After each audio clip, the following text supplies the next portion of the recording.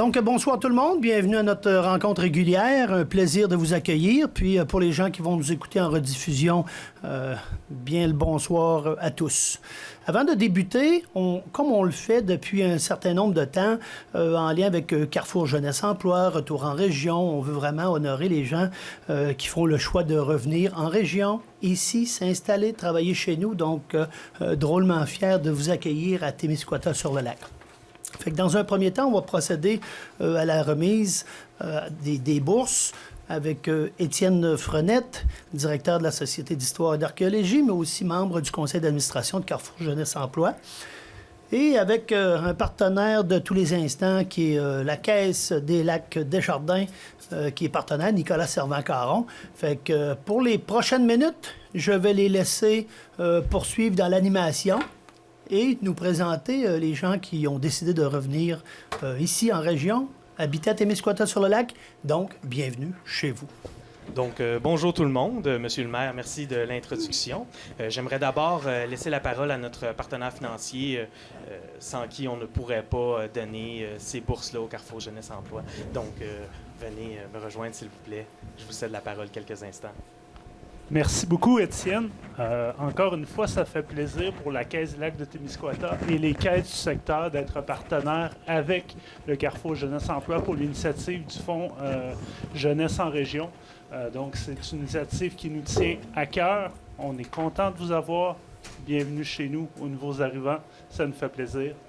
Merci beaucoup, Étienne. Je te redonne la parole. Salutations au conseil et monsieur le maire. Merci. Merci.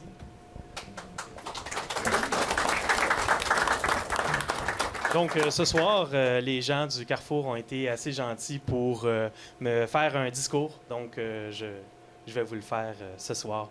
Donc, les Fonds Jeunesse Témiscouata est un incitatif financier qui vise à favoriser la venue et le retour de jeunes diplômés âgés entre 16 et 35 ans qui ont fait le choix de s'établir et de travailler au Témiscouata. Cette initiative 100% témiscouataine, qui regroupe une quinzaine de partenaires de tous les milieux, contribue à ajouter des forces fraîches en main-d'œuvre spécialisée et à reconnaître le démarrage des jeunes entreprises par l'attribution de bourses variant de 250 $ à 1 000 $. Il existe 3 catégories de bourses. Stage de formation, bienvenue et entrepreneur. Avec un taux de rétention, croyez-le ou non, de 77 %. Les fonds Jeunesse Témiscouata ont un impact direct sur la présence en région d'une main-d'œuvre qualifiée et demeure un outil de développement et d'attraction incontournable pour notre région. Ce soir, les jeunes recevront un premier versement de 250 $ de la bourse de bienvenue, puisqu'ils ont travaillé au moins 90 jours dans l'entreprise qui les a embauchés au Témiscouata et qu'ils habitent sur le territoire de la MRC de Témiscouata. Le second versement de 750 $ sera remis après 1 an habité et travaillé au Témiscouata, et ce, lors d'une remise officielle en automne, en présence des autres boursiers et partenaires du Fonds Jeunesse Témiscouata. Pourquoi cette formule ce soir? Eh bien, c'est pour permettre aux jeunes d'avoir un premier contact rapide et de créer des liens avec les élus municipaux et les citoyens de la municipalité d'accueil, ce qui facilite l'intégration et le maintien des jeunes sur notre territoire. On veut garder notre bon 77 % de taux de rétention. Donc, je vous surveille.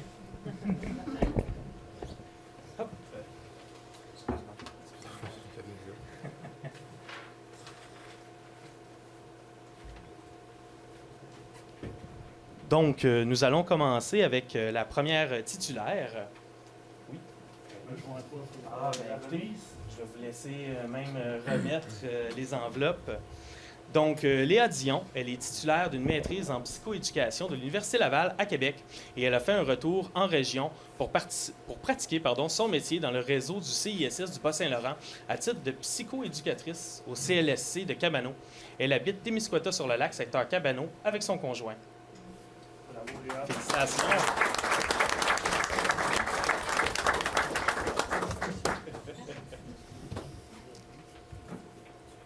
Donc, la deuxième boursière s'appelle Émilie Saint-Pierre. Elle possède 2 DAP du Centre de formation professionnelle du Pavillon de l'avenir de Rivière-du-Loup. Émile, et mon Dieu Seigneur, je suis désolé mon cher, j'étais un diplômé en électromécanique et en électricité. Il a fait un retour en région pour travailler au sein de l'entreprise Service Enercon Canada à titre d'électricien et d'électromécanicien d'éoliennes sur le parc éolien de Témiscouata. Il habite Témiscouata-sur-le-Lac, secteur Cabano, avec sa conjointe. Donc, je pense qu'il n'est pas là ce soir. Il est absent. Mais oui, c'est vrai. Émile est absent. Donc, c'est bien qu'on l'ait présenté quand même. Il recevra sa bourse à un moment ultérieur. Monsieur le maire. Oui, pas de problème, merci. Hey, monsieur le maire, c'est pas pour vous, là. Sandra Martin a quitté Saint-Apollinaire pour revenir s'établir dans sa région natale. Un DEC-BAC en sciences infirmières en poche, elle occupe un poste au sein du CISS du Bas-Saint-Laurent à titre d'infirmière clinicienne. Elle habite Témiscouata-sur-le-Lac, secteur Notre-Dame-du-Lac, avec son conjoint Luc.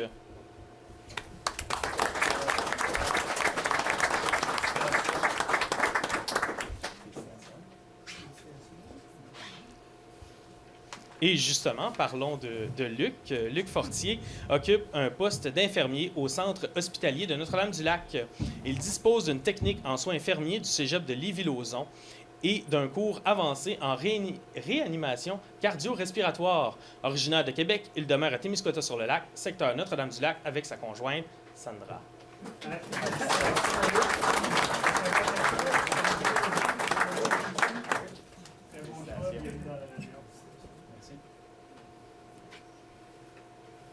Donc, le prochain boursier s'appelle Maxime Paradis. Il est un paramédic à la coopérative des paramédics du Témiscouata. Il a fait ses études en soins pré-hospitaliers d'urgence au cégep de Rivière-du-Loup. Il est originaire de la région et est revenu s'y établir avec sa conjointe, plus précisément à Témiscouata-sur-le-Lac, secteur Cabano. Maxime.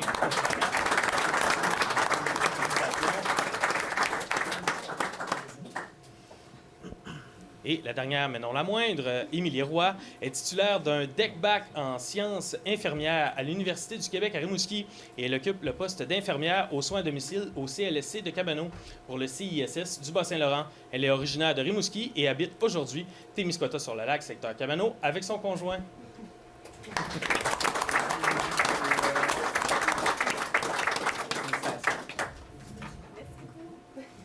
Donc, félicitations à vous tous et j'espère vous revoir cet automne ou l'automne prochain pour vous donner la deuxième bourse de 750 $. Merci beaucoup. Merci. Merci.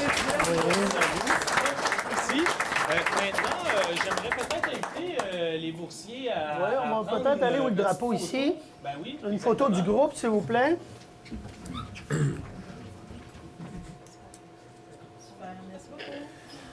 Bon, ben bonjour et encore une fois, bienvenue à Témiscouata-sur-le-Lac. Donc, merci Étienne, merci Nicolas de votre présence, très apprécié. On trouve toujours le fun de présenter les nouveaux venus. Prochaine étape de nos remises, nos valeureux pompiers. Ici, on a 3 personnes qu'on souhaite honorer. 20 ans de service, prix du gouverneur général, donc grand dévouement. Et c'est pour ça qu'on va inviter 3 pompiers, 20 ans de service. Puis, j'en profite aussi pour souhaiter bienvenue à l'ensemble pompiers-pompières qui sont ici et qui rendent de grands services sécurité au niveau de l'ensemble du territoire. Fait que, bravo pour le service rendu. Merci beaucoup pour votre implication dans le milieu. Première personne, M. Francis Bérubé.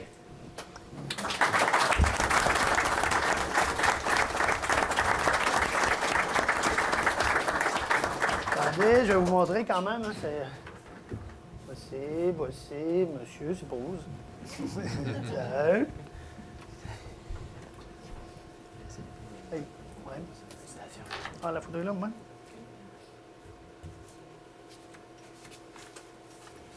Bon, tiens, pas avec, tenez.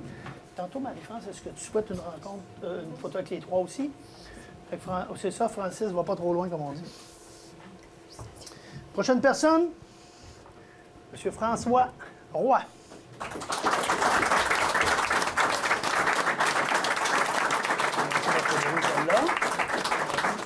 Pour l'implication. Dévouement.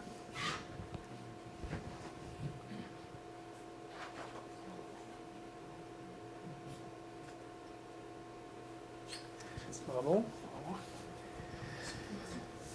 Et troisième pompier, Monsieur Nicolas Leblanc.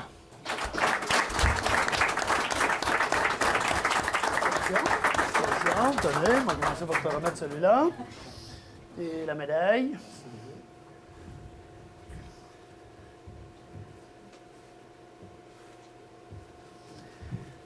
Donc, bravo. Bon, bien, encore une fois, félicitations. Merci. Donc, bonsoir tout le monde. Bienvenue à notre rencontre régulière au risque de me répéter. Écoutez, point au niveau de l'ordre du jour que vous avez reçu à l'entrée, correspondance, procès-verbaux, toutes sortes d'éléments qu'on souhaitait vous informer. Fait que tout ça est à l'entrée, c'est que vous avez un certain nombre d'éléments qu'on présentera durant la soirée. Au niveau de l'ordre du jour, ouverture de la séance. Au niveau de la confirmation des présences, l'ensemble des conseillers sont présents, sauf Mme Élisabeth Cloutier. On y reviendra plus tard dans la discussion. Et comment sera combler le poste de conseillère district 6. Donc, ouverture de la séance. Chacun des membres du conseil ayant reçu l'ordre du jour, il sera proposé par... Rémi Dumont. Secondé par... Et résolu unanimement d'adopter l'ordre du jour tel que présenté.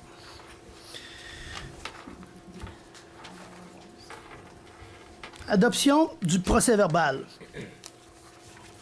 Que le conseil municipal de la ville de Témiscouata-sur-le-Lac adopte le procès-verbal de la séance ordinaire du 13 janvier 2020. En conséquence, sera proposé par... Phébé Sirois, secondé par... Denis Blais, l'adoption du procès-verbal du 13 janvier 2020. Au niveau de la correspondance, vous l'avez reçu à l'entrée sur l'ensemble de documentation. Principalement, il y avait, entre autres, bon nombre de remerciements entre amis. Il y avait Ressources Famille, il y avait l'autre toit du KRTB. On avait aussi une invitation pour le Quilton Lorraine Ouellette. J'y reviendrai tantôt dans la présentation. Ça démarre quand même la semaine prochaine, le 8. Le 150e anniversaire du comité, qu'on a eu un remerciement pour l'implication de la ville. Fait que je vous dirais, dans l'ensemble, c'est pas mal les choses là, qu'on trouvait intéressant là, de vous mentionner. On passe maintenant à la période d'information.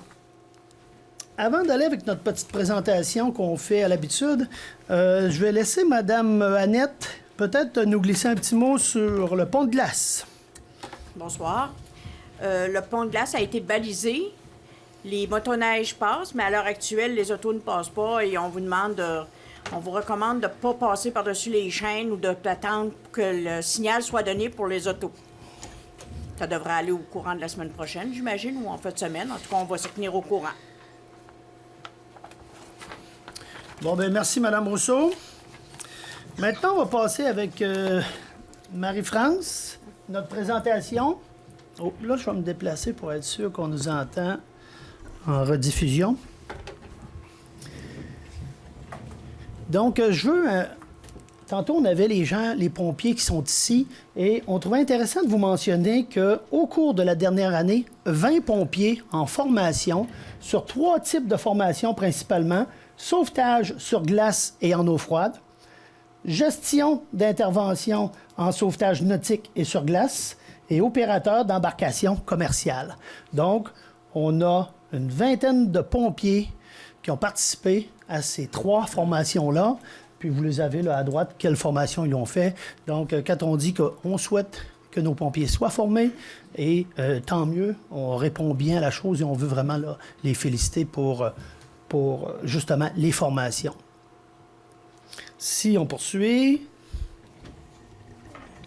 Maintenant, je vais céder la parole à Marie-Frédérique, conseillère, qui va nous parler de l'Assemblée générale qui a eu lieu dernièrement concernant la fondation du centre d'études. Oui, donc bonsoir à tout le monde. La semaine dernière avait lieu l'Assemblée générale annuelle de la Fondation du Centre d'études collégiales du Témiscouata. C'est pour vous mentionner qu'à la fin de l'année financière, c'est plus de 13 000 $ qui ont été retournés aux étudiants de l'ensemble du Centre d'études collégiales. Et ça fait que présentement, on a 56 étudiants et on espère, on est très actif pour le recrutement pour les prochaines années. Donc, un centre d'études postsecondaires au niveau du Témiscouata, on pense que c'est un vecteur de développement important au niveau des études postsecondaires. Merci. Fait qu'on trouve important de le mentionner. Bien fier d'avoir un centre d'études sur le territoire. On a eu des gens en soins infirmiers, en toutes sortes de domaines qui est donné ici en formation. Fait qu'on trouvait important de le signifier qu'il y avait eu l'Assemblée. Puis, on travaille fort parce qu'il y a toujours eu l'objectif, vous me confirmerez, Mme Ouellette, 125. Et même maintenant, les critères ont même monté à 150 étudiants comme souhait après 5 années. Donc, on a un défi d'intéresser les gens à venir étudier au centre d'études. Puis, c'est pour ça qu'en faisant la promotion, même ce soir, on était censé avoir une jeune dame qui a fait un super beau témoignage en soins infirmiers, puis qui disait comment le centre d'études, proximité avec les professeurs, l'éducation qu'on y reçoit, mais finalement, elle ne pouvait pas être présente ici ce soir. On trouvera une autre façon de... parce qu'elle est venue à l'Assemblée générale, puis elle a fait un beau témoignage que je trouve c'est intéressant de motiver les gens, puis leur dire qu'on peut étudier dans notre région, puis ça fait bien les choses. Quayton-Lorraine, Ouellette, j'avais déjà discuté, je pense, le mois dernier à cause de la conférence de presse, mais là, on y est de solliciter la générosité des gens.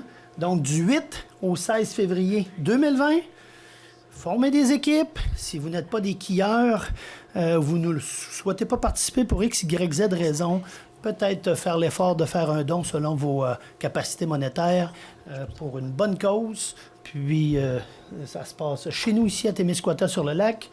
Donc, c'est les gens là, qui se sont prêtés cette année à être des porte-parole, des organisateurs, etc. Donc, Quayton-Lorraine Ouellette, formez des équipes, faites votre contribution, puis c'est pour une bonne cause. Petite mention ici, je tiens à féliciter le Club Richelieu de Notre-Dame-du-Lac. Dernièrement, ils ont fait une activité pour remettre à certains organismes, puis ça, vous pourrez avoir la correspondance, qui sont les organismes, il y en a plusieurs, qui se sont partagés un montant au total de 10 000 $. Donc, rencontre qui a eu lieu fin janvier, puis on veut mentionner que le Club Richelieu de Notre-Dame-du-Lac, très dynamique, fait une rencontre pour redonner dans le milieu. Et je trouve que c'est important de valoriser nos organisations. Et peut-être je pourrais me permettre une petite parenthèse parce que je suis un membre Richelieu du quartier ici à Cabano. On est toujours en recrutement, c'est toujours pour la bonne cause. L'argent recueilli va toujours à la jeunesse dans des projets. Donc, ça devient un bel effet de levier pour provoquer du développement. Ça fait que le message est aussi lancé que les gens qui souhaiteraient entrer dans un club comme les Richelieu, ce sera les optimistes, ce sera l'ensemble des organisations, ben, l'implication est toujours la bienvenue. Et on peut voir que c'est payant, là. En fin de semaine, la ville organisait, c'est-à-dire avec un certain nombre de bénévoles et l'équipe de loisirs, le tournoi de l'As à Notre-Dame-du-Lac. 25 équipes dans certaines catégories, dans le Novice 3, Novice 2, Novice 1 et Atome B. Puis dans le Novice 2, entre autres, une équipe du Témiscouata qui a remporté. Fait que je tiens à féliciter les bénévoles qui ont participé, notre équipe au niveau du service des loisirs, Yves Ouellette et compagnie. Donc, un beau tournoi, une tradition qui se fait d'année en année. Donc, le tournoi de l'As, encore une fois cette année, une belle réussite.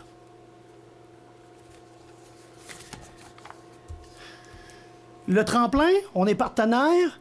Les gens ont vu l'année dernière, Dominique Deschamps, certains gagnants. Donc, on a le même souhait de vous inviter, de passer le message que les inscriptions au niveau du tremplin, date limite 20 février 2020. Et on souhaite encore cette année avoir des gagnants de chez nous, Témiscouata-sur-le-Lac. Donc, on trouve intéressant de passer le message ici, en rediffusion. Ceux qui connaissent des talents qui pourraient s'inscrire à l'intérieur des catégories, de le faire d'ici le 20 février 2020. Pas plus tard que samedi dernier, au Centre des loisirs, quartier Notre-Dame-du-Lac, avait le Gala des saveurs de la Chambre de commerce. Ils se promènent sur l'ensemble du territoire. Cette année, c'était à Témiscouata-sur-le-Lac. Président d'honneur Marco Bernier, directeur de Cascade, division ici à Cabano, quartier. Donc, je veux mentionner, belle activité, au-delà de 185 personnes qui ont participé. Puis, on peut être drôlement fiers de nos entreprises. Belle activité de réseautage. Puis, on trouvait intéressant de le signifier. À la dernière période de questions, on avait eu la demande de dire, écoutez, là, les projets qui s'en viennent pour refaire l'affichage dans le rond de la Sûreté du Québec, vers l'autre côté, quand on arrive de Desjely vers Notre-Dame-du-Lac, on avait dit, oui, on va regarder ça, puis on va vous montrer un projet de qu'est-ce que c'est.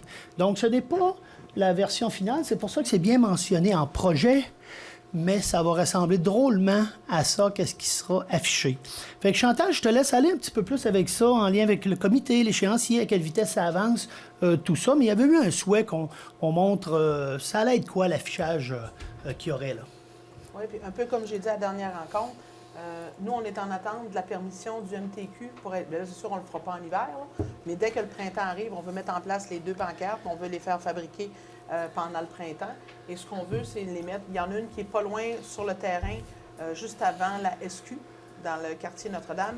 Puis l'autre, dans le fond, est pas loin de la grange qui s'est effondrée. Il y a un genre de buton. Fait qu'on a une entente de location aussi avec les propriétaires pour le 2e panneau.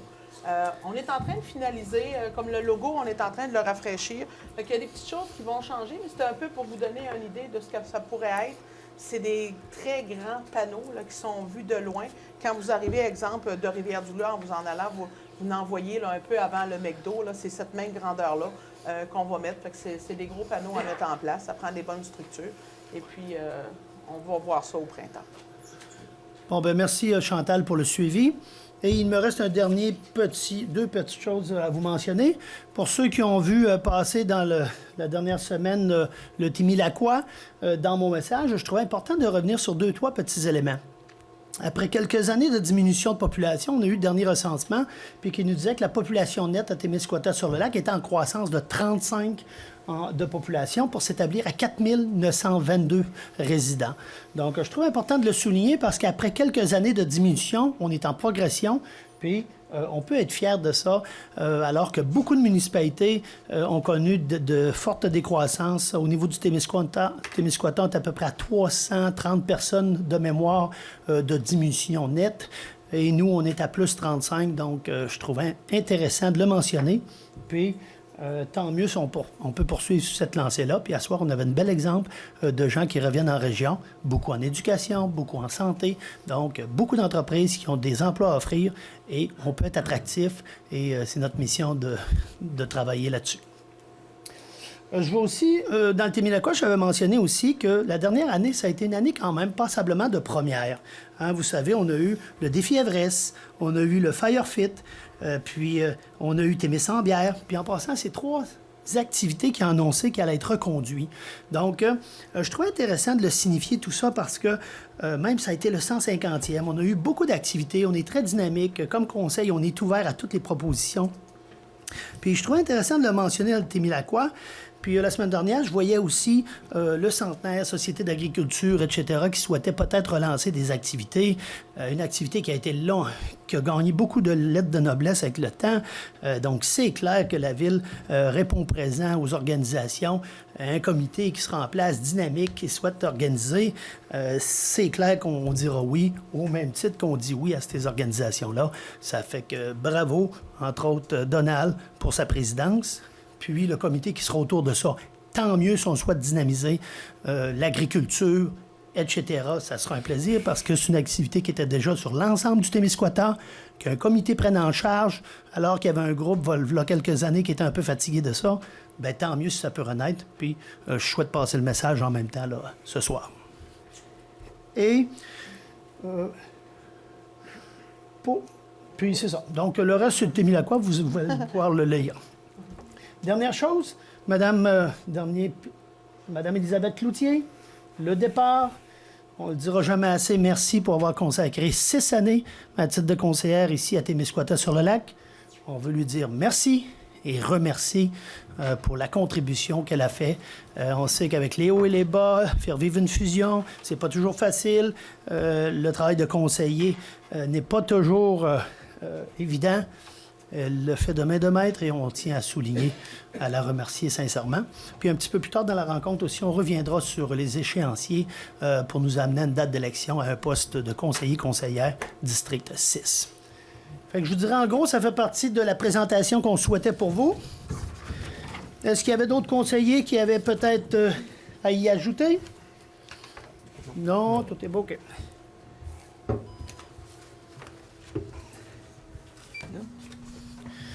Donc, et j'en profite pour dire merci à Marie-France. Hein. Si on est capable de présenter un visuel avec autant de précision, de justesse, de beauté, c'est parce que Marie-France y met beaucoup d'énergie. Puis je trouve important de le mentionner parce que quand on voit des choses qu'on trouve important de souligner, on les prend en note, on revient là-dessus. Même, on passe des parties de journée à retravailler un peu les présentations. Ça fait que merci beaucoup, Marie-France, de ta contribution. On va passer maintenant au point rapport déposé au Conseil. Au point A, c'est la présentation et l'adoption des comptes du mois. Adoption des comptes du mois. Que le Conseil municipal de la ville de Témiscouata-sur-le-Lac adopte et paye les comptes du mois de janvier 2020. Ceux-ci représentent un montant de 298 924,74 $ pour les comptes déjà payés et de 1 924 795,95 $ pour les comptes à payer. Rémi Dumont propose. Second départ, donc résolu unanimement. Juste pour attirer votre présentation, 2 chèques, dont Innovacentre, à Béton 4 saisons, qui est de 1 million environ, un 400 000 qui est pour Action Projex, donc déjà ça en explique 1,4 à 1,5 sur le 1,9. Fait que, puis le reste, c'est des comptes réguliers. Fait que s'il y a des questions tantôt, on y reviendra en période de questions. Mais pour les conseillers, tantôt, vous avez eu l'ensemble des explications suffisantes? Oui. Oui. OK. Donc, on va passer au point B. Avis de vacances suite à la lettre de démission de Mme Élisabeth Cloutier, conseillère. Conformément à l'article 333 de la loi sur les élections et les référendums dans les municipalités, le greffier ou secrétaire trésorier qui constate la vacance d'un poste en avise le conseil à la première séance qui suit.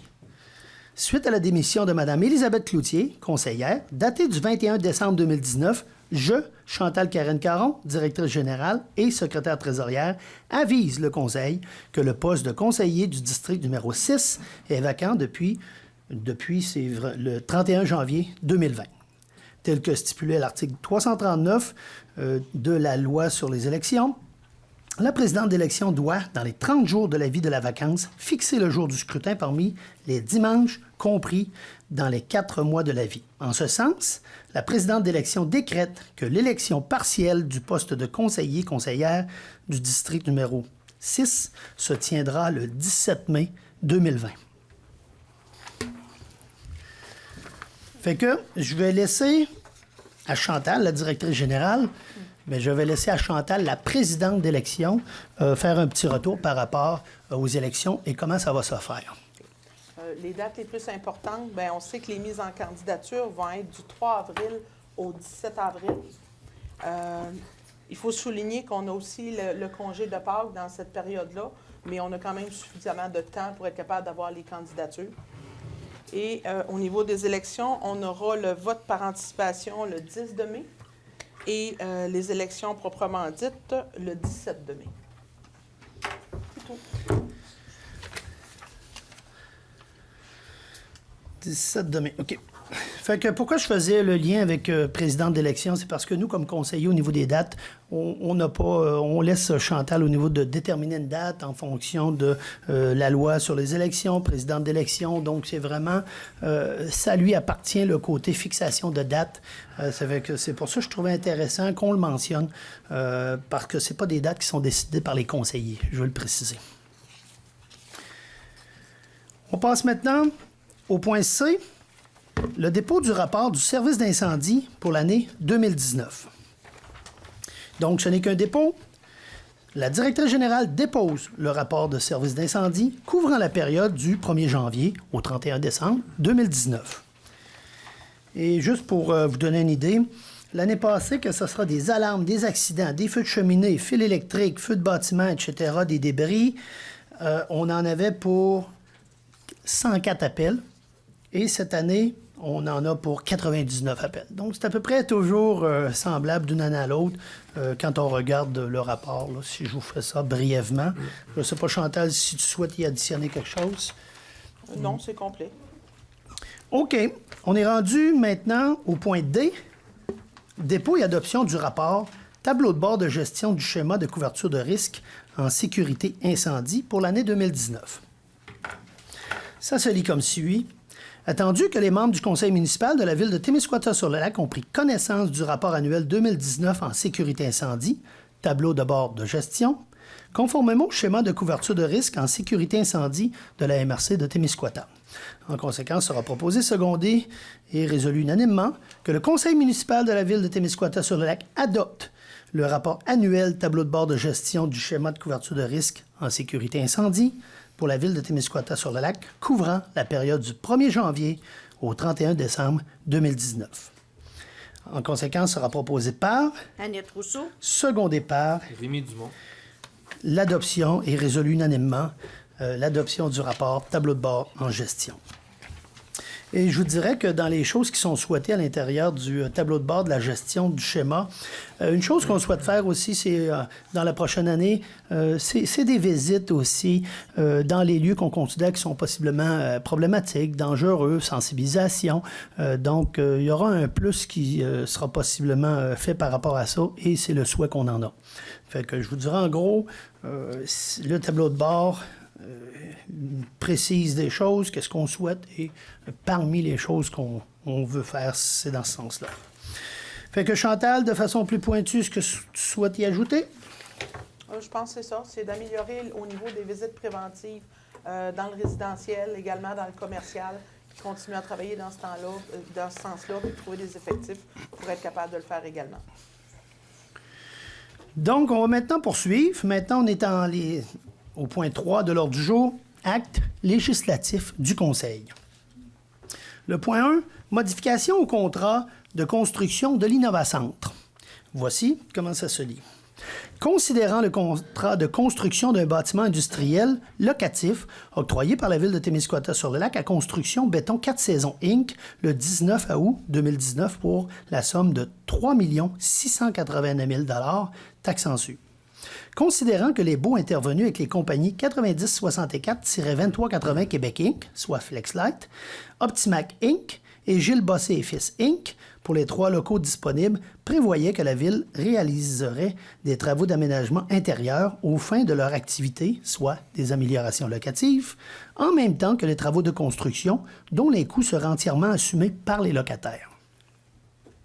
Considérant que le contrat octroyé à Construction Béton 4 Saisons incluait les coûts reliés à ces améliorations locatives pour un montant de 223 000 et que les modalités de remboursement de ces travaux par les locataires sont prévues au baux intervenu entre les parties.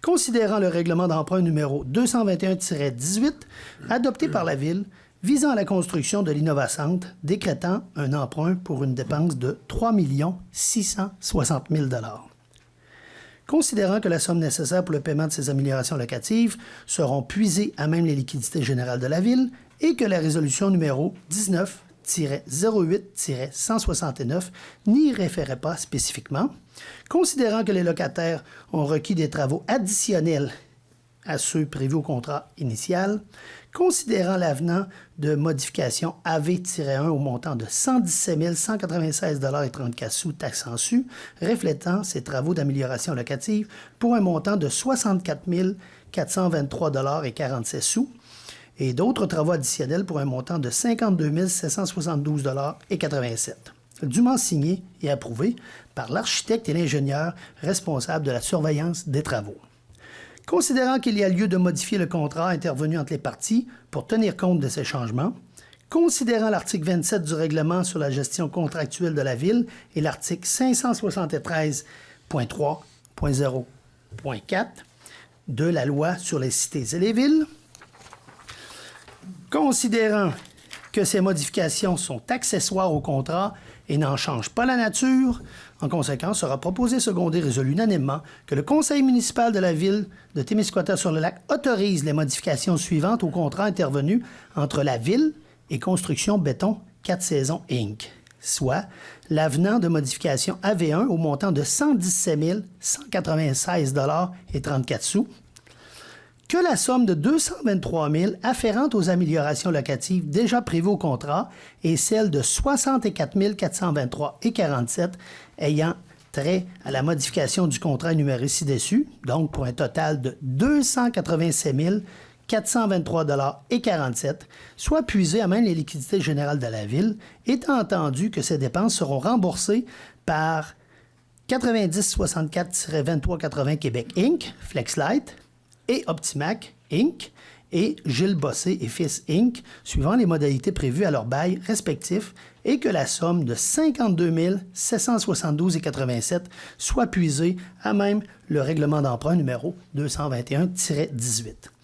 Qu'une copie de la présente résolution soit transmise à Construction Béton 4 Saisons. Il sera donc proposé par... Phoebe? Secondé par... Denis Blais. Fait que... Pour faire une histoire courte, beaucoup de chiffres qui ont été mentionnés là-dedans. Qu'est-ce que ça vient dire? C'est que ça vient dire qu'il y a un montant additionnel suite aux discussions avec les 3 locataires. Il y avait déjà une entente sur 5 ans, 223 000, qu'il y avait des améliorations qui allaient être aux frais des locataires. Suite à leur demande, on additionne un montant de 64 000 pour arriver à 287 000. Pas d'incidence pour le payeur de taxes parce que c'est payé par les entreprises.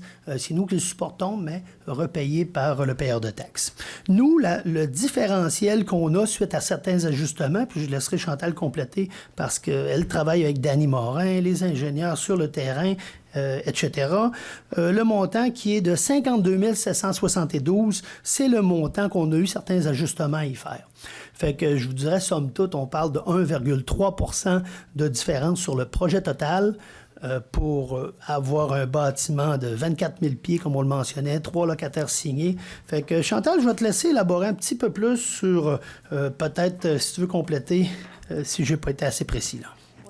Bien, au niveau des améliorations pour les locataires en tant que tels, le 64 000, bien, c'est des choses qu'ils ont identifiées au fur et à mesure qu'on construisait, qu'on a ajouté dedans, qui seront payées par eux. Ça, c'est assez simple. L'autre partie, bien, c'est des choses que nous, on a considérées à l'égard des plans où on a dit « Oups, on va avoir, exemple, des drains de drainage de telle façon. » Fait que c'est des choses comme ça qu'on a ajoutées au fur et à mesure pour en arriver à un bâtiment qu'on voulait conforme puis qui réponde à nos attentes. C'est simple comme ça. Donc, merci bien. Puis tantôt, quand on fera le résumé des projets, on reviendra aussi sur les dates, l'avancement, etc. Les locataires arrivent quand? Donc, Chantal nous fera un petit retour par rapport à tout ça. OK, donc on passe au point 2. Présentation d'un projet dans le cadre du programme d'aide financière aux infrastructures récréatives et sportives, rénovation et mise aux normes du terrain de baseball. Ça se lit comme suit. Attendu que le programme d'aide financière aux infrastructures récréatives et sportives, soit le PAFIR, PAFIRS, visant à financer les projets de construction, d'aménagement, de rénovation, de mise aux normes, d'agrandissement ou de réaménagement d'infrastructures récréatives et sportives. Attendu que ce programme a également pour but de soutenir la présence d'infrastructures récréatives et sportives en bon état dans toutes les régions du Québec, ainsi que accroître l'accès à ces infrastructures pour la population. Attendu que le ministère de l'Éducation et de l'Enseignement supérieur est responsable de la mise en place du sous-volet infrastructures récréatives du volet infrastructures communautaires, culturelles et récréatives visé par l'EBI. Attendu que, le terrain de baseball a besoin d'une mise aux normes afin de sécuriser toutes les infrastructures devenues désuètes. Attendu la nécessité et l'importance d'effectuer les travaux de réfection requis afin de rendre ce terrain sécuritaire et conforme, d'optimiser ce service et de le maintenir accessible pour la population, de favoriser un milieu de vie sain, harmonieux et de saines habitudes de vie. En conséquence, sera proposé, secondé, résolu que la Ville de Témiscouata-sur-le-Lac autorise la présentation du projet de rénovation et mise aux normes du terrain de baseball au ministère de l'Éducation et de l'Enseignement supérieur dans le cadre du programme d'aide financière aux infrastructures récréatives et sportives. confirme son engagement à payer sa part des coûts admissibles au projet et à payer les coûts d'exploitation continus de ce dernier, à assumer toute hausse du budget de fonctionnement généré par le projet et à ne pas accorder de contrat relatif à des coûts directs avant l'obtention d'une lettre d'annonce du ministre. Désigne M. Gaétan Ouellet maire, en son absence maire suppléante, et Mme Chantal Caron, directrice générale, ou en son absence la directrice des finances, comme personne autorisée à agir au nom et à signer tout document relatif au projet mentionné. Il sera donc proposé par, Denis Blais. secondé par Rémi Dumont. et résolu majoritairement que le Conseil de ville de Témiscouata-sur-le-Lac procède à une recommandation de participer au projet de réfection du terrain de baseball.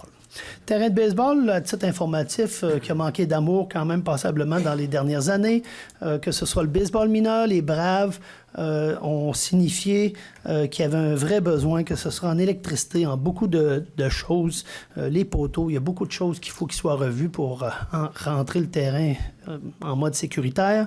Il y a un programme gouvernemental qui s'applique et date limite 21 février. Donc, on a souhaité faire la discussion avec la commission scolaire. Puis la commission scolaire s'est déjà engagée pour un montant maximal de 60 000 qui va nous permettre à nous de pouvoir aussi soumettre une recommandation et advenant que le gouvernement disait oui, on pourra revenir avec le montant final de la chose, mais ça nous permet d'aller de l'avant et pouvoir soumettre un projet. Et après ça, on sera en attente de savoir si on peut rénover. Parce que les montants qu'on fait là, c'est notre implication dans le milieu. Le gouvernement va pouvoir contribuer. On va voir à quelle hauteur il va pouvoir le faire.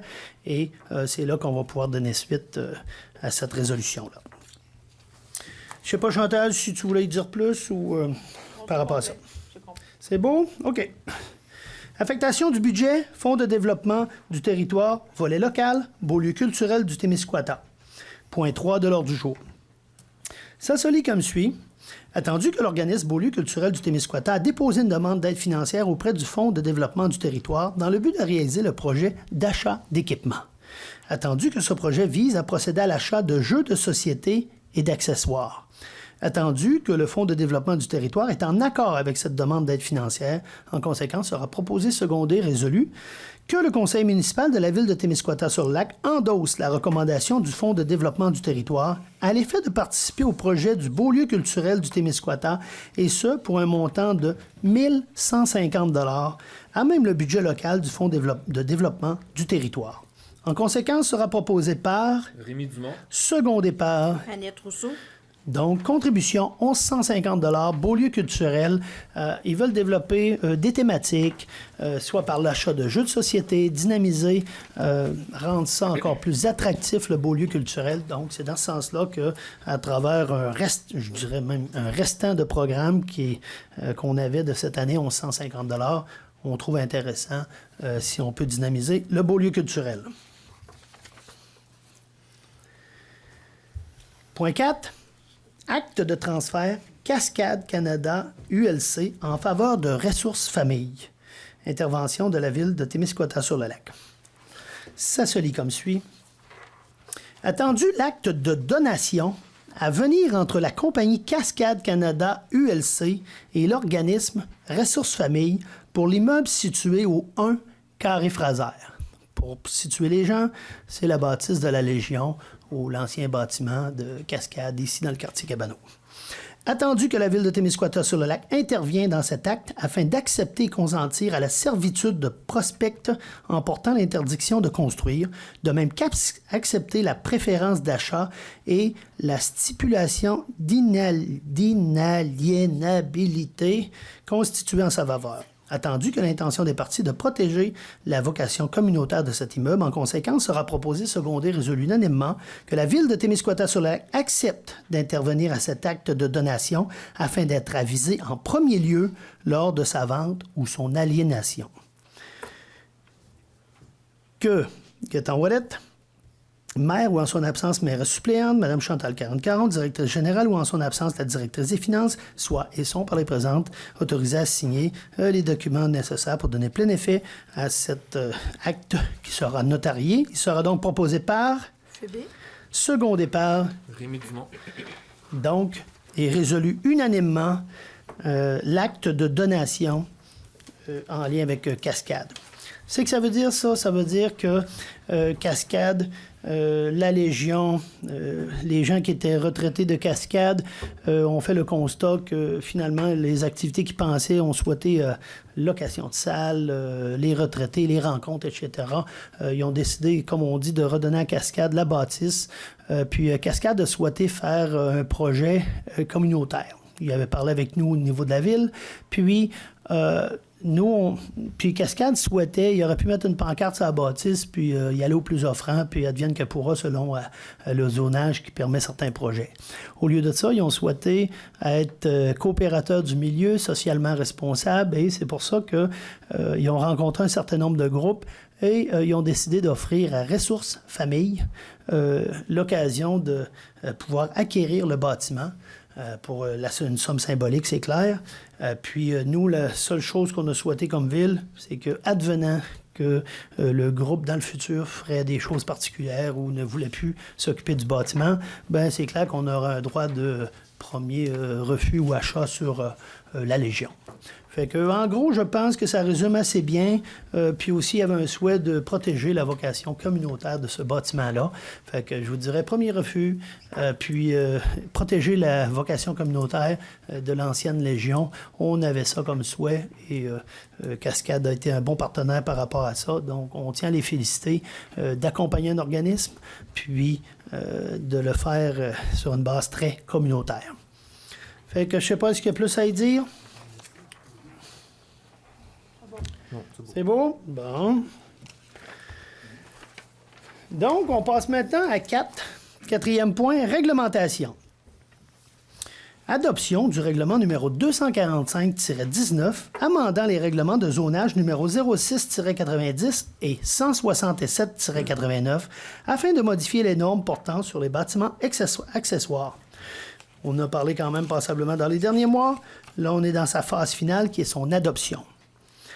Que le conseil municipal de la ville de Témiscouata-sur-le-Lac adopte le règlement portant le numéro 245-19 ayant pour but d'amender les règlements de zonage numéro 06-90, 167-89 afin de modifier les normes portant sur les bâtiments accessoires.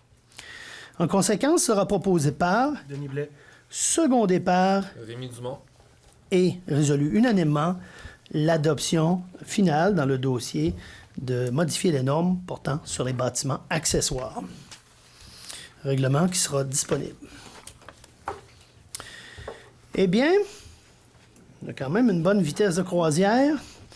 On est maintenant rendu à la période d'information et par la suite, on pourra procéder à la période de questions. Vous pourrez constater que notre ami Danny Morin, chargé de projet, n'est pas ici cette semaine. Chantal va en assurer la présentation. Ça fait qu'on va vous donner un certain nombre d'informations où ce qu'on s'en va dans les projets. Et ça va comme suit. Je te laisse aller, Chantal. Oui. On va y aller de projet en projet. Innovacente Arena, centre communautaire et mise aux normes de l'eau potable. Dans le cas de Innovacente, à date, la fin des travaux est fixée pour la mi-février. On a, dans le courant du mois de février également, les locataires vont commencer à entrer à l'intérieur. Il y en a que c'est différentes dates, mais on pense être capable de rentrer dans le bâtiment dans le mois de février. Et ensuite, il y aura quand même des travaux différés au printemps. C'est des travaux extérieurs, c'est le stationnement, c'est l'aménagement au pourtour du bâtiment. Au moment où on se parle, on est dans l'avancement des coûts. Attendez un petit peu, j'ai ça ici. On est à 2,4 millions sur un projet total de 3,6, je m'excuse. Fait qu'on avance toujours. Tout à l'heure, on a parlé justement là, des travaux additionnels qu'on a mis, mais qui sont quand même pas très majeurs. On suit la route pour le moment, on suit l'entrepreneur de près également. Et puis, on a hâte que tout ça soit disponible pour nos locataires qui ont bien hâte d'entrer. En ce qui concerne Arena Centre communautaire, on est toujours avec des appels d'offres. On est en train de travailler là-dedans présentement. C'est des appels d'offres préliminaires spécifiques. C'est-à-dire qu'on va aller chercher le coût réel des projets qu'on a l'intention de mettre, entre autres, dans le centre communautaire récréatif. On travaille fort dans ce sens-là présentement. Nos professionnels, on les rencontre la semaine prochaine. On va avoir ce qu'on appelle les plans et devis à 30 % avec un estimé beaucoup plus juste du projet en tant que tel. Et par la suite, on a également la rencontre d'information publique modélisation. Elle sera fixée selon si les projets sont toujours synchronisés ou pas. Ce sont des choses qui sont en réflexion au niveau du conseil. On parle toujours d'un appel d'offres pour l'entrepreneur pour la fin mai. Début des travaux en juillet. Et la fin des travaux, on parle de printemps 2021. Pour la mise aux normes de l'eau potable, présentement, au moment où on se parle, on est encore là, dans la portion des tests sur les systèmes. Pour le poste cascade, c'est également les tests et tout ça. On est en train de finaliser. Il y a une bonne partie, je pense, qui est finalisée. Là, Dany sera meilleur que moi pour vous donner leur juste, mais grosso modo, on avance bien là-dedans. Pour les étapes à venir, travaux de branchement de la nouvelle conduite d'eau, c'est en début février. Peut-être un petit peu, pas tout à fait début février, un petit peu plus tard. Alimentation en eau, on parle toujours de la mi-février, aux alentours là, de la semaine débutant le 17, aux alentours de ça. Il y aura toujours une période d'ajustement et tout ça en février et la fin des travaux pour fin février. Au moment où on se parle, on est au niveau des chiffres, on est à un montant en dépenses de 9 88 900 sur le projet, le contrat global qui est de 9 688. Là, je parle bien de Action Project à ce niveau-là. Toujours vous dire qu'il peut y avoir la possibilité d'avoir ce qu'on appelle des avis préventifs. Dites-le à vos gens autour de vous autres, on va travailler fort au niveau de l'eau. C'est sûr que de temps en temps, ça peut arriver qu'on ait à aviser de dire, bien, faites bouillir votre eau le temps qu'on joue un peu dans les systèmes et tout ça. Mais tout ça va prendre sa place pour un meilleur futur en termes d'eau potable pour le quartier Notre-Dame. Ça fait le tour des projets. Bon, ben merci bien, Chantal, pour les projets. Puis à compter des prochaines rencontres, Dany sera de retour. Je veux préciser une chose. Je vous dirais que quand vous voyez les projets motel industriels, nos locataires sont sur le point de rentrer. Ça va bien. On suit les travaux. Quand même, on a eu certains ajustements à faire avec le contracteur. Mais on va y arriver d'avoir un bâtiment que les locataires vont avoir le set de clés pour rentrer dedans. Pour ce qui est du raccord en eau, comme on l'a vu en février, on va mettre la switch à on, puis l'eau potable devrait être au rendez-vous suite aux tests, etc. Donc, comme vous voyez, on est en mouvement. Et je vous dirais aussi que les conseillers, on a eu tantôt une certaine jase, c'est concernant le côté présentation des projets, synchronisation, non-synchronisation. Je sais que la semaine prochaine, lundi prochain, Chantal, ils ont une rencontre très importante avec les chargés pour savoir où est-ce qu'on en est. Moi, j'ai jamais caché que on va vouloir avoir, moi principalement et les conseillers aussi, c'est quoi les projets? C'est quoi l'expérience en fonction des besoins? Quel est le coût annuel de ces projets-là? Quel est le coût justement qu'on va mettre dans les projets selon un certain budget qu'on s'est fixé. Puis, quel est le taux de taxation, puis l'impact de taxation sur les citoyens. Et c'est vraiment là qu'on va donner le go final pour donner une date au niveau des présentations. Donc, je vous dirais, là, dans les prochaines semaines, l'appareil ici avec Chantal, Dany et les professionnels, ils ont un mandat de nous apporter un certain nombre d'informations pour qu'on puisse aller de l'avant dans les projets. Et c'est pour ça qu'il est mentionné, on a pris la décision de ne pas mettre de date parce qu'on veut être certain de la chose. On demande encore une certaine patience, mais ce n'est que dans un but de bonne gestion. Hein, puis ça ne remet en rien l'échéancier des projets. Hein, je pense entre autres que ce sera sur l'Arena. On a dit 2021, ça allait être dans un nouveau bâtiment. Ça va être respecté, même s'il y a quelques semaines de décalage au niveau d'une présentation de projet. Mais on veut avoir l'ensemble de l'information. C'est quoi l'expérience? Qu'est-ce qu'il va y avoir là-dedans, dans ces deux bâtiments-là? Puis, ça coûte combien annuellement? Et quel sera l'impact sur le compte de taxation du citoyen?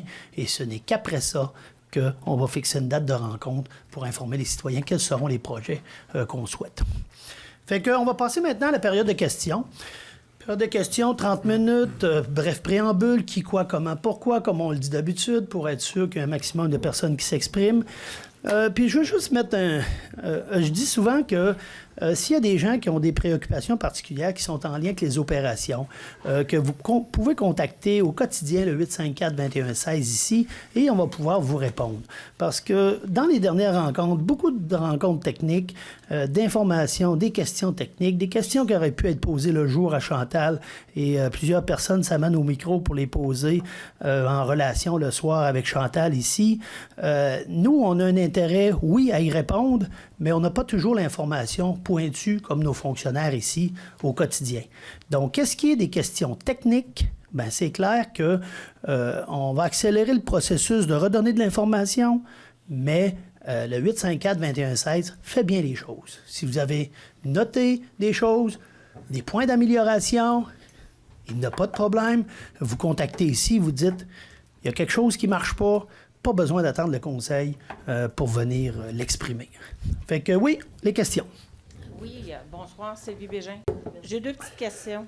Bien qu'on n'ait pas de date arrêtée pour la présentation des 2 projets en cours, on avait parlé de mars aux alentours, mais là, on n'entend pas parler de mars. C'est-tu parce que ça va encore s'étirer? Bien, la question qui s'étire, là, présentement, on est beaucoup plus en mode début avril. Avec la discussion. Okay. Oui. Oui, c'est ça. Mais comme je disais, la chose qui est importante de retenir, c'est que ça ne change pas la date de livraison des produits présentement des chantiers. Deuxième question, oui. Monsieur le maire. Allez-y. La deuxième question est, même si ça ne dérange pas l'échéancier, oui. La présentation des projets peuvent-ils être désynchronisés? Je crois qu'un projet peut être très avancé et un autre encore en travail. Est-ce qu'il faut encore attendre que les 2 se synchronisent? Parce que là, ça demande des délais constants. Je pense que si une partie est faite, est-ce qu'on peut désynchroniser pour s'assurer la présentation peut se faire en 2 étapes, puis je pense pas que ça dérangerait la population. Moi, là, on étire tout le temps. Moi, je viens une fois par mois, puis une fois par mois, je recule d'1 mois chaque fois. Et je comprends que l'échéancier est en 2021, mais on a-tu hâte d'avancer quelque part? Il faudrait que ça bouge. Oui. OK? Je pense qu'on est rendu là. Ben, moi, je partage votre opinion là-dessus. Puis même tantôt, avec les conseillers, on en a reparlé des dates. Oui, Mme Ouellette, je reviendrai à vous. Oui. Les assurances, ça a été long, lourd et pénible. Beaucoup de dossiers ont été longs, lourds et pénibles. OK? On ne se fera pas de cachette avec ça. Puis ceux-là, ils ne feront pas exception. Là. Ça fait que on va à la vitesse qu'on peut avoir de nos professionnels. S'il y a des choses qu'on lui dit, on veut qu'ils soient revalidés parce que ça n'entrera pas du tout dans les budgets qu'on a prévus. C'est beaucoup plus, je vous dirais, en saine gestion qu'on vous dit d'être patient dans les présentations. Ça ne change pas, comme je dis, l'échéance des projets pour l'instant. Mais il faut être sûr qu'on vit une expérience, qu'on connaît le coût, que les payeurs de taxes savent à quoi s'attendre pour le côté loisir-sport. Puis, c'est là-dedans là, qu'on demande encore un peu de semaine de patience. Oui, si je peux me remettre. Dans le fond, j'aimerais me positionner clairement. Je parle en mon nom personnel et non pour le conseil. Je veux que ça soit clair. Moi, je ne pense pas que les projets devraient être synchronisés. Il y en a un qui avance à vitesse grand V. On est un petit lapin qui avance pas vite. Il y en a un qui a besoin de beaucoup de consultations, puis d'acceptabilité sociale, puis de discussion, puis de discussion, puis de discussion, puis ça avance pas vite. Puis c'est pas parce que les gens ici à la ville avancent pas vite, hein. C'est parce que c'est une grosse machine. Donc moi, je pense que les 2 projets devraient être avancés. Oui, les 2 avancent, mais ça veut pas dire qu'il faut qu'ils avancent au même rythme, incluant de retarder l'autre. Et mon avis, puis c'est pas l'avis des conseillers, on devrait aller de l'avant avec une présentation de lui qui est prêt. Après, c'est à mes collègues de je pense que Mme Ouellette a bien compris. Je pense qu'on est rendu, pour beaucoup de personnes dans la ville de Témiscouata, sur le lac, on est rendu à une autre étape. Il faut progresser, avancer, c'est ce qu'on dit, aller de l'avant. Bien là, il faudrait, c'est ça, s'il y a des ralentissements à des endroits, il faudrait quand même continuer à avancer dans d'autres. Merci du commentaire, on l'entend bien. Et merci du commentaire de Mme Ouellette, qui a donné une opinion, puis je suis très ouvert, les conseillers qui veulent donner leur opinion, je ne serai jamais contre ça. C'est plus en information. J'ai suivi la semaine passée le développement de la naissance, la ressuscitation, peut-être qu'on va dire, de la Société d'agriculture du Témiscouata. Fait que j'ai dit, vous avez vu ça d'un bon oeil, je pense, monsieur le maire. Moi, j'ai vu ça un peu stressant parce que j'ai vu une entrevue à CNT qui était comme agressif, puis qui nous parlait de... On va voir comment que la ville va réagir, puis en tout cas, c'était comme agressif. Et j'ai fait mes recherches un peu sur la Société d'agriculture, puis je suis allé sur le registre des entreprises du Québec. Bref préambule, monsieur. Oui, j'ai pas de questions. Bon, ben. Fait que je finis ça dans pas long. Fait que je suis allé sur le registre des entreprises, puis c'est ça, j'ai trouvé ça, la Société d'agriculture, qui date depuis très longtemps. Puis on trouvait de belles informations là-dessus. L'adresse de Youk, le siège social, qui est à l'Arena Jacques-Dubé, le conseil administratif, tout. Puis si on arrive à la première page du document, en bas, c'est marqué l'entreprise est en faillite. Donc, moi, une entreprise en faillite, il n'y a plus de contrat raccordé à ça. Donc, la question, es-tu en faillite ou elle n'est pas, ou il se passe quoi là-dedans? Le registre des Ça entreprises... pourrait être ça une question? Bon, on peut mettre ça comme question, mais le registre des entreprises du Québec dit que l'entreprise est en faillite. Donc, d'après moi, Société d'histoire, peut-être un bel événement, là, mais peut-être que... En tous les cas, moi, la chose que je dis, puis je le dis de façon sincère, ici à Témiscouata-sur-le-Lac, on aide monétairement, on aide en service, que ça sera le Firefit qui va être conduit. Eux avaient besoin de la terre égalisée, certaines infrastructures. On a fait le snowcross, ça a été du monétaire, ça a été, y a-t-il possibilité d'avoir de la neige parce qu'on va être sur la pelouse pour tenir l'événement. Donc, on accompagne de plusieurs façons, comme le Festibiaire, c'est dans le parc, c'est d'autres affaires, c'est l'électricité, c'est des kiosques, c'est des employés de ville s'il le faut. Donc, on est capable de faire quelque chose qui est monétaire, quelque chose qui est en service, mais pour ça, c'est sûr que s'il y a un groupe qui souhaite se former, on a vu avec le 150e aussi, un groupe a pris ça, il l'a livré de main de maître et la ville a contribué autant monétairement qu'elle a contribué en service. Donc, si la société agricole veut faire des choses, tant mieux que le comité nous présente un projet. Vous le voyez, je suis revenu là-dessus tantôt. On répond oui, présent. Si les gens veulent faire revivre une activité qui était régionale et même au-delà de ça, en lien avec l'agriculture, on va être content de le faire, là, parce que c'est notre souhait dans les prochaines années, surtout si on fait un centre récréatif avec une salle. Tant mieux s'il y a des groupes qui contribuent. C'est clair, là. Fait que faillite, pas faillite, quelle est la suite? Pour répondre à votre question, M. April, tout ça sera validé avec les membres qui avanceront dans un projet à nous proposer, puis on va répondre présent si ça a du sens, c'est clair. Oui? Juste vous dire qu'au niveau des arénas et puis du centre événementiel, il ne faut pas oublier qu'il y a des obligations légales à remplir auprès des gouvernements sur les réalisations conjointes. Vous faites référence à quoi, ça? Les demandes. Les demandes de quoi? De demandes de subventions. Ouais, je comprends pas, là. Je comprends pas. C'était juste une parenthèse. Je l'expliquerai à Marie-Frédérique. Il y a des obligations qui sont aussi au niveau des gouvernements. Juste pour être sûr que je me sois bien fait entendre, peut-être c'est moi qui m'ai mal exprimé. Je dis pas qu'un ne va pas sans l'autre. Je dis juste que commencer des travaux d'un côté sur un chantier qui est prêt à débuter, c'est possible. Donc, si c'est possible, est-ce qu'on peut étudier cette possibilité-là? C'est juste ça que je dis. Je dis pas qu'en commençant un chantier, ça empêche l'autre de débuter, là. J'aurais une question, par contre, concernant la modification sur l'innovation. Vous avez mentionné qu'il y a quand même un montant de 223 000 qui a été mis en amélioration locative dans le projet et qui va être remboursé par les locataires en tout. Le remboursement de ce 223 000 a lieu d'un seul coup au moment de leur entrée dans les lieux où on est en train de les financer pour qu'ils nous payent, ou est-ce qu'ils se financent puis qu'ils payent le 200, la portion? Donc, la portion je parle pas du reste, mais je parle de la portion qui a été engagée comme amélioration locative à 3 personnes du privé. Est-ce qu'on finance en plus ce 223 000? Est-ce que c'est les citoyens qui vont le financer ou est-ce qu'ils payent cash, eux, au moment qui entrent en février? C'est pas cash, c'est étalé. Chantal, de mémoire, 5 ans? C'est 6 ans. OK. Les baux fonctionnent par 3 ans. Fait que c'est 3 ans. S'ils renouvellent, ils peuvent avoir jusqu'à 6 ans. S'ils louent seulement pour 3 ans, ils ont 3 ans pour payer leur amélioration locative. Il faut comprendre que chacun a sa part à payer, là, mais ils sont 3 dans le fond pour payer le 223 000. Et ça inclut les intérêts du montant qu'on met là-dessus, là. 223 000, nous autres, on paye des intérêts là-dessus, là. Hein? On emprunte. Ça fait partie du contrat global. Et eux payent 223 000 plus les intérêts que nous, on va avoir payés sur le 223 000 que les citoyens ont payé. C'est rien que de la gestion, là. Hein? Oui, oui. Donc, la question, c'est quoi? C'est de dire que ça n'a pas de bon sens? C'est une mauvaise façon de voir les choses, c'est ça? Non. Là, c'était pour préciser OK.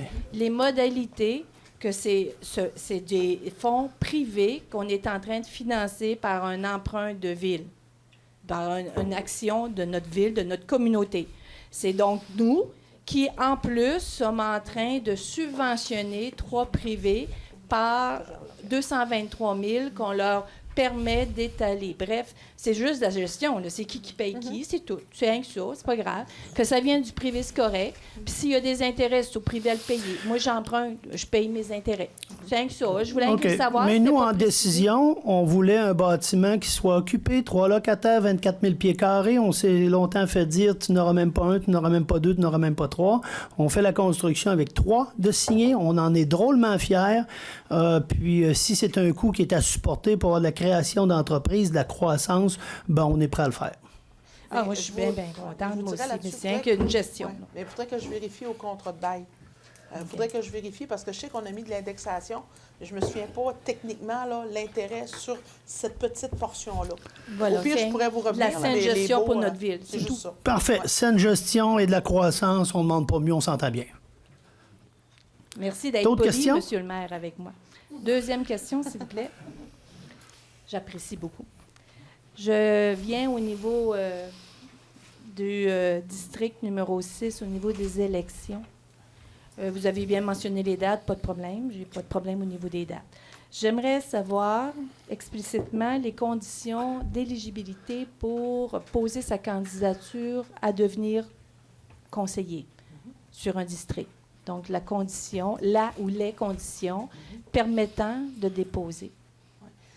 Il y en a plusieurs. Il va falloir que je me rafraîchisse la mémoire. Mais je pourrais vous les dire demain. C'est parce que je vais aller dans la loi. Je vais vous les dire un par un. Là, il y en a une série. Ce qui est certain, c'est que peu importe la personne qui réside à Témiscouata sur le lac, en autant qu'elle a tant de mois d'habiter ici et tout ça, là, mais je vais vous revenir clairement. Donc, parce que je ne voudrais pas les... Oui, puis je voulais surtout avoir l'autre bout, parce que celle d'éligibilité, je ne suis pas pire. Mais j'aime bien me la faire préciser par la Ville. Hein? C'est mieux de même. Ouais, puis Non, le site par est la très clair présidente aussi. d'élection, c'est encore mieux. L'autre élément que j'aimerais pour compléter cette réponse de façon à ce que les citoyens soient très bien informés, c'est s'il y a des conditions qui annulent l'éligibilité ou tu deviens non éligible. OK?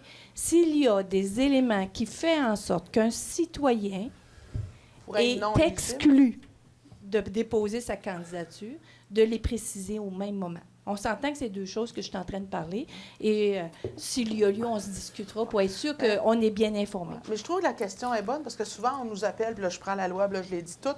Ce que je vais faire, c'est que je vais mettre cette portion-là sur notre site Internet. Étant donné qu'on tombe en élection, je vais aller les mettre, dans le fond, les critères d'éligibilité, puis les exclusions. On va les Parfait. mettre sur le site, fait que comme ça, n'importe qui veut aller les voir pourra aller les voir. Ça, vous convient? en ce qui me concerne, c'est parfait. Je vous remercie beaucoup de prendre cette notion. J'aurai d'autres questions, mais je reviendrai. OK. Puis, vous avez vu ce soir, on a mentionné les dates, etc. Puis, on encourage vraiment les gens hein, parce que les gens qui souhaiteraient s'impliquer, on sait que faire vivre une fusion à Témiscouata sur le lac, ça demande du courage. Puis, les conseillers font leur mieux à prendre des décisions. Fait que les gens qui ont le goût de s'impliquer, qui ont une capacité d'amener une valeur ajoutée à Témiscouata sur le lac, qui partagent une certaine vision du développement, c'est clair qu'ils sont les bienvenus à devenir conseiller. Puis qu'il y en ait un maximum, ça sera l'idéal parce que ça amènera certains échanges d'idées, puis ça ne sera que bénéfique. Bonsoir. Oui, bonsoir. Moi aussi, on va commencer par un titre d'information. Ce qu'il y a eu la réunion des agriculteurs, c'était public, c'était inscrit dans Info Dimanche, fait que arrêtez de propager que ça s'est fait à huis clos en tour de la table. Non, c'était public, je sais, moi, c'est clair. C'est pas ça qu'on voit sur Facebook. Là, Ah ouais, je sais pas, mais c'était ouvert à tout le monde, je sais, bon. c'est clair. Ma première question, vous avez parlé, parce que là, ça fait un bout, je suis sorti de ma tanière, là, finalement. Vous avez parlé de modélisation des projets. Là. Oui.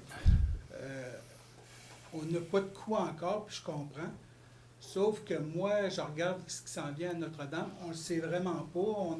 Il y a eu de l'information, puis des idées, mais on ne sait pas sur quoi vous êtes arrêté présentement, puis combien que ça va nous coûter environ. Moi, si c'est pour une salle de 400-500 personnes, puis un mur d'escalade, là, ben, je ne suis pas prêt à payer 50$ de plus de taxes par année, excusez-moi, puis je pense que je ne serai pas le seul.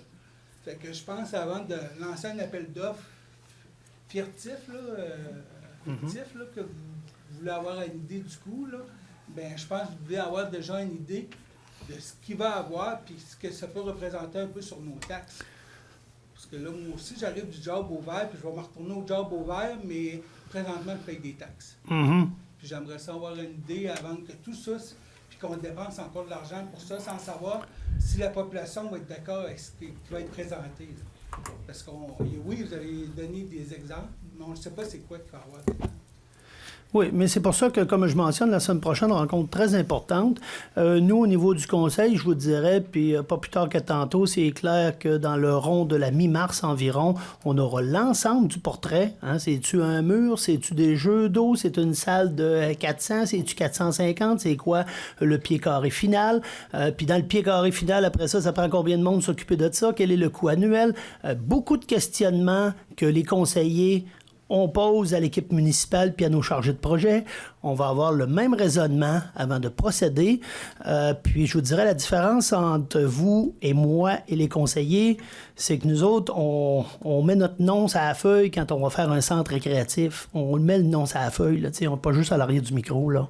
Ça fait que je veux juste vous dire que quand on va présenter quelque chose... Qu'est-ce que tu veux dire par là? Je veux dire que quand on va présenter quelque chose, soyez certain qu'on va l'avoir analysé en saine gestion, comme dirait Mme Bégin, et c'est de là que nous aussi, on a déjà passablement de questions sur les projets, puis c'est pour ça qu'on demande de la patience avant d'en faire la présentation. Soyez certains de ça. Non, mais c'est parce que tantôt, vous avez mentionné que vous vouliez, en tout cas, vous avez déjà de quoi, là, que vous voulez faire un genre d'appel d'offres pour nous revenir avec des réponses.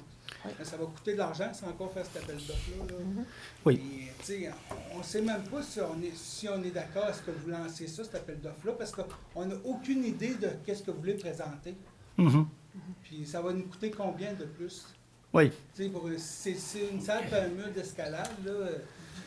Je suis pas sûr que le monde veut ça, puis qu'ils vont être prêts à investir 100$ de plus de leur taxe par année pour ça pendant 20 ans. Mais on comprend bien la question. Nous, on fait des consultations, on a des professionnels qui sont arrivés dans le dossier, qui voient bien des choses qui se font ailleurs, qu'est-ce qui pourrait se faire à l'intérieur de quel montant, est-ce qu'il se vit une expérience où ça va être fermé après 1 an et demi, et c'est là-dedans qu'on va avancer dans le dossier et on va être capable d'en dire plus. Soyez certains de ça. C'est comme Marie-Frédéric disait, on n'est pas obligé d'avancer tout en même temps, mais je pense que ça serait bon que la population le sache vers quoi vous voulez lancer votre appel d'offres, puis d'avoir le hockey pour ça. Puis vous devez avoir une idée de si ça va être 8 millions, 9 millions, puis l'emprunt, ça va être quoi, 3, 4 millions, on ne sait pas. Puis qu'est-ce que ça peut représenter, puis avant de donner le go, là, je pense qu'on devrait le savoir avant de réinvestir de l'argent pour ça. On l'entend. Bien, peut-être, je voudrais rajouter, quand je dis qu'on va aller en appel d'offres, c'est pas dû qu'on va octroyer le contrat tout de suite. Non, j'ai compris tout ça. OK. C'est pour avoir une idée, pour pouvoir nous le présenter. Oui. Mais parce que, exemple, je vais vous donner un exemple. Peut-être savoir ce que vous allez demander, si ça va représenter le mur, une piscine d'eau. Parce que là, oui, vous avez mis plusieurs critères, vous avez déjà fait la présentation, ce qui avait été demandé, tout ça. Mais votre demande va va-tu être testé? Je ne sais pas si Frédéric, vous allez comprendre ce que je veux dire. Là. Ce qu'il va Dans y le avoir fond, si dedans, je comprends bien, là, c'est d'avoir un premier aperçu de quoi ça a l'air. Puis après ça, s'il y a une acceptabilité sociale, aller faire une deuxième vérification pour avoir les coûts. Aller voir, OK, ça a l'air beau, là. On veut aller de l'avant, puis mettons de l'argent pour continuer d'étudier les possibilités. C'est ça? C'est ça, parce que je pense que là, avec les spécialistes, on investit, puis on investit, puis on arrête pas d'investir, mais il n'y a rien de fait encore. Là. Puis je ne sais pas combien de dépenses qu'on est rendu. Là. Puis là, Je vais vous donner un exemple. Un appel d'offres, là, ben, ça coûte de l'argent. Là, Moi, là, j'ai pas avantage à ce que ce soit long. Hein? Je veux juste que ce soit bien, puis que ce soit bien fait. Ce que je veux dire, exemple, vous savez tous, les jeux d'eau, là, c'est un des projets dans les priorités qu'on s'est données. Les jeux d'eau sont sortis. OK? Quand on tombe dans le dossier des jeux d'eau, là, moi, j'apprends beaucoup là, parce qu'on en perd nos latins. Parce qu'un jeu d'eau peut coûter extrêmement cher en chauffage d'eau, en eau perdue. Fait qu'à un moment donné, il faut comme, au travers de toute la panoplie des jeux d'eau, là, il faut se ramener et dire, bon, on a-tu un jeu d'eau à eau perdue ou à d'eau circulante? Si elle circule, il faut la traiter, il faut la chlorer. Quel est l'impact financier si je chlore, si je chauffe, si... Fait que c'est tous ces si-là. Puis en plus, quand on va en appel d'offres, tout dépendant du système, ils ont leurs caractéristiques. Fait qu'il y en a qui vont économiser l'eau, il y en a qui coûtent plus cher. Fait que c'est tout ça qu'on essaye de se faire une idée, parce qu'on ne veut pas arriver non plus avec quelque chose puis vous dire, écoutez, les jeux d'eau, là, ça ne coûtera pas trop cher, puis l'eau, ça chauffe presque tout seul, puis c'est génial. Moi, non, ça, on n'aura pas ce discours-là. C'est pas vraiment juste ça que je veux savoir. Je veux savoir, c'est quoi qu'il va avoir, en tout cas, la possibilité que vous regardez qu'il soit dedans, que vous pensez qu'il va rentrer dans le budget, puis faire des ajustements après. C'est ça. C'est juste des glissades d'eau, puis un mur, puis une salle de 400-500. C'est ça, je veux savoir ce qu'il va y avoir dedans. Oui. On comprend bien, c'est sûr. Ça rejoint la question de Mme Bégin là, qui demandait dans les projets synchronisés, non synchronisés, on peut-tu commencer avant, lequel peut être présenté, c'est ça qui va vivre ou ça va être des photos sur Internet. Fini les photos sur Internet, là. C'est vraiment qu'est-ce qu'on va présenter, c'est qu'est-ce qu'il va y avoir, là. Fait qu'on l'entend tout ça. On l'entend et on le travaille, puis aussitôt qu'on peut le présenter, on le présente, c'est clair. On parle de quand même un emprunt de quelques millions de dollars. Oui, tout à fait. Sur 20 ans, même si c'est là toutes tes biscottes sur le lac, en principe, tu vas payer pour, bien, on veut que ça reste ouvert aussi, puis qu'on s'en serve. Moi, j'aurais pas fait de l'escalade, puis il y a plusieurs sites, là, ils n'auront pas fait d'escalade. Puis une salle de 400-500 personnes, c'est rare qu'on en ait besoin. Fait que c'est juste pour ça, là, je pense qu'il n'y a pas personne qui est prêt pour ça, là, de mettre 2-3 millions de plus, puis sur notre dette, je pense qu'on en a assez. OK, on le comprend bien, puis c'est clair, puis on le regarde. Oui? J'aurais une question au niveau du projet que vous envisagez présenter pour l'amélioration du terrain de baseball. De ce que j'ai compris, le terrain, le fond de terrain, il fait un job encore, parce que c'est un très bon fond de terrain, à ma connaissance. C'est plus au niveau des installations qui englobent le terrain de baseball. Les endroits pour les joueurs et des choses comme ça, donc l'électricité, des affaires de même. Avez-vous, là, vous avez du monde là, qui est capable de faire une estimation grossière, absolument grossière, de qu'est-ce que ça peut représenter en termes de coûts, faire les rénovations que vous avez en tête sur le terrain de baseball? L'ordre de grandeur de ces rénovations-là. Présentement, je vous dirais que Sophie, ici, au niveau des loisirs, travaille en proximité avec le baseball mineur, avec les Braves. Et ces gens-là ont identifié, puis même Denis les a rencontrés aussi, il y a eu à peu près 7-8 items d'identifiés qui pourraient avoir des réparations. Les montants, je vous dirais, pifomètre, ça peut aller, ça pourrait varier de 300 à 500 000 $ si on voulait faire. Donc, c'est des gens qui devront prioriser d'ici le 21 février. Donc, Sophie va les aider, va les accompagner. La commission scolaire a étudié le dossier, connaît bien le dossier parce qu'entre autres, les poteaux sont très maganés, l'électricité est déficiente, il y a beaucoup de choses qui sont en amélioration pour la sécurité des gens. La commission scolaire a été claire, elle mentionne que nous, les étudiants, c'est de jour. On veut qu'ils exercent dans un côté sécuritaire. On ne pourra pas aller dans tout. Hein? Exemple, l'affichage ou des choses du genre qui revient peut-être plus aux braves. Donc, c'est là-dedans qu'il va se faire une discussion pour un projet qui sera soumis au maximum le 21 février au niveau du gouvernement. Et ce n'est qu'après ça, si on a une réponse favorable, que la commission scolaire et la ville va se rasseoir pour dire le gouvernement, c'est tel montant. Est-ce qu'on va de l'avant? On va-tu à cette hauteur-là? Et ça sera quoi les améliorations? Mais je vous dirais au bas mot, là, les chiffres, il pourrait en avoir jusqu'à 1 demi-million si on voulait se rendre jusque-là. Là. Et les programmes, c'est-tu encore dans le style tiers, là, parce que c'est encore le même... Ils ont changé le nom, là, mais ça... Oui, le PAFIR, là, bon. infrastructure. Je pourrais peut-être cadrer un petit peu plus, Oui. c'est-à-dire qu'il y a un engagement de la commission scolaire pour 60 000. Le conseil a dit, nous, on va aller dans le même sens que la commission scolaire, à titre de partenaire. Fait qu'en vrai, on a comme 120 000 qui se trouvent à être le tiers. Fait que si on fait un calcul rapide, le projet ne devrait pas dépasser 360 000. Oui. Simplement. Mais à moins que ça vienne, qu'il y ait d'autres contributions. Si les Oui, braves, le absolument. baseball mineur, d'autres intervenants qui arrivent puis qui mettent un peu plus en contribution du tiers de contribution, là, il y aura une marge de manœuvre. S'il n'y en a pas, ça va revenir au chiffre que Chantal propose. Dans l'esprit d'améliorer nos installations sportives et récréatives à Témiscouata sur le lac, est-ce que la réflexion de toutes ces bonnes gens-là a aussi porté un regard sur le terrain de Balmol à Notre-Dame-du-Lac, qui mérite grandement beaucoup d'amour, lui aussi? Les installations qui sont là sont là, ils sont occupés. Il y a des gens qui occupent ce terrain-là. Hein? Et à quelque part, ces gens-là ont des installations, vraiment, ça vaudra à peine. Peut-être M. Blais, je sais qu'il aime beaucoup le baseball, donc il y aura probablement encore à nouveau l'occasion d'y aller. Quand on regarde les estrades, les installations, là, c'est plus que moins. Là. Et si on parle de sécurité des gens, bien, on pourrait en parler longtemps. Donc, à quelque part, dans votre réflexion, curieusement, vous avez un plateau d'intérêt, mais l'autre, il est ignoré. Ça serait intéressant, à un moment donné, qu'il y ait cette double dimension.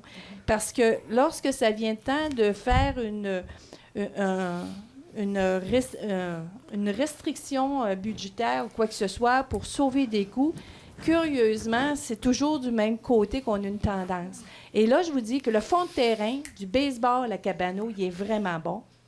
Mais, quelque part, une idée, peut-être qu'avec un tiers, on pourra le déménager sur le terrain de Balmol de Notre-Dame, puisque notre fonds de structure de l'Aréna Jacques-Dubé était vraiment bon, ça coûte des millions, puis on a préféré déménager le fonds de structure à Cabano. Oui, mais là, on embarque dans toutes sortes de dossiers. Là, là on s'en va dans tous les sens avec ça. Ça fait que oui, je pense que... Oui, puis non, monsieur, parce que j'ai mentionné le terrain de Balmol, mais je pourrais aussi mentionner dans les infrastructures récréatives. Là, je parle de ça, c'est vous, là. Vous êtes au niveau des projets. Oui. Mais moi, j'aimerais ça, là. La plage Notre-Dame, là, c'est une infrastructure récréative et sportive qui mérite beaucoup d'amour aussi. Hein? Oui, mais elle est dans le plan triennal aussi de la refaire. Voilà, mais de présenter des projets puis de travailler avec le monde pour la présentation des projets, je vous en invite encore une fois. Mais vous savez qu'on le fait pour la plage. La plage, ce que je sais, madame, avec tout le respect que je vous dois, vous avez consulté 3 personnes. Oui, bien, c'était des utilisateurs de plage de Notre-Dame. 3 personnes, madame. Oui. Puis il n'y avait aucun jeune dans les 3 personnes, entre autres. Donc, il y avait des critères qui auraient pu s'élargir puis dire on invite les gens à venir. Oui, OK. Moi, je vous remercie de votre présentation, là. Je pense que là, vous avez eu assez la parole pour asseoir, c'est bien fait. Mais je veux juste vous mentionner une chose. Quand on a fait l'ajustement en lien avec le raccord en eau, c'est parce que je peux pas laisser des gens toujours dénigrer le travail qu'on fait. Je ne peux pas laisser dénigrer ça parce que quand on est arrivé avec le raccord en eau, le taux de taxation, on a pris 45 000 du fonds éolien pour diminuer la facture. Il n'y a pas de problème. On travaille des deux côtés. Quand les promoteurs viennent nous voir, puis c'est les braves qui font du baseball senior, ils n'iront pas sur le terrain à Notre-Dame-du-Lac. Ça fait qu'on travaille avec ceux qui ont des projets à améliorer. Oui, un jour viendra la Balmol, puis ça sera son tour. Il y aura des projets gouvernementaux, puis on sera là-dedans. Tout à fait. Fait que, donc, il faut arrêter de mélanger tous les dossiers. Ça fait qu'on ne peut pas aller là-dedans quand on parle d'une seule voie, une ville qui veut développer les deux quartiers. Va falloir arrêter de toujours se comparer puis se sentir d'un quartier à l'autre, là. Fait que c'est peut-être en conclusion de la période de questions, on fait de notre mieux au bénéfice de développer les deux quartiers, que les gens proposent des dossiers, on va les analyser. Si c'est avec les Braves parce que c'est du baseball senior, ben c'est là-dedans qu'on travaille en fonction des programmes. Un autre moment donné, on l'améliorera, le terrain à Notre-Dame-du-Lac, ça sera de même dans tous les projets. La plage, il y a des réflexions qu'on souhaite faire dans le plan triennal, on l'a vu, il y en a pour les deux quartiers. Fait que c'est ça que je souhaite. Puis je continue de dire, il y a une chaise qui est vide au bout, là. Pensez-y, parce qu'on veut quelqu'un qui est moins à l'arrière du micro puis qui est là. Puis qui vienne poser les questions, qui vienne donner le point de vue. C'est clair, c'est ça qu'on veut. Est-ce que vous pourriez refermer la... Vous avez... Est-ce que je peux y aller? Merci. Merci, monsieur. Il ne voulait pas, mais est-ce que vous pourriez reconsidérer l'emprunt que vous avez fait, la ville, pas vous, là, le conseil, il y a déjà...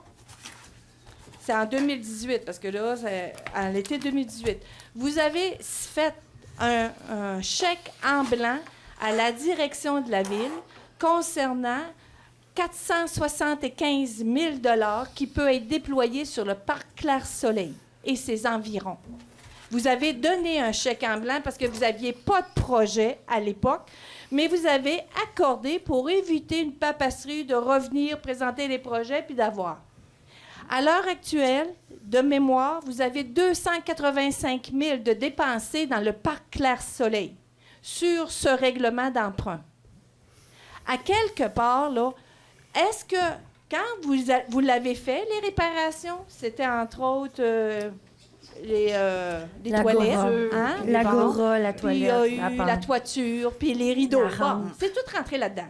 Mais il reste que le 475 000 est encore là, ouvert, que vous pouvez dépenser à n'importe quel moment, sans même avoir... Parce que le règlement le permet. Non, c'est pas ça les règles, Mme Bégin. Vous dites quelque chose qui est totalement faux, puis vous induisez les gens en erreur. Expliquez-moi là. Un règlement d'emprunt spécifie clairement chacune des dépenses. La seule chose, c'est quand on fait un règlement d'emprunt, on vient préciser selon l'évaluation qu'on a. On veut refaire les rideaux de la scène. On fait faire des évaluations, on est peut-être à 150 000. On trouve ça cher, finalement 112. Puis finalement, on trouve un producteur local qui est capable de nous le faire. Ça coûte beaucoup moins cher. Ce qu'il faut comprendre, c'est quand un règlement d'emprunt est approuvé par le MAMO, il n'est pas question, c'est pas un chèque en blanc que vous donnez à la direction. Faites pas croire ça aux gens, c'est totalement faux. À l'heure actuelle... Non, j'ai pas fini. Ben, expliquez-le comme il faut, là. Oui, le conseil, quand on arrive, puis on dit on fait un règlement d'emprunt, on dit ça va être pour A, B, C, D.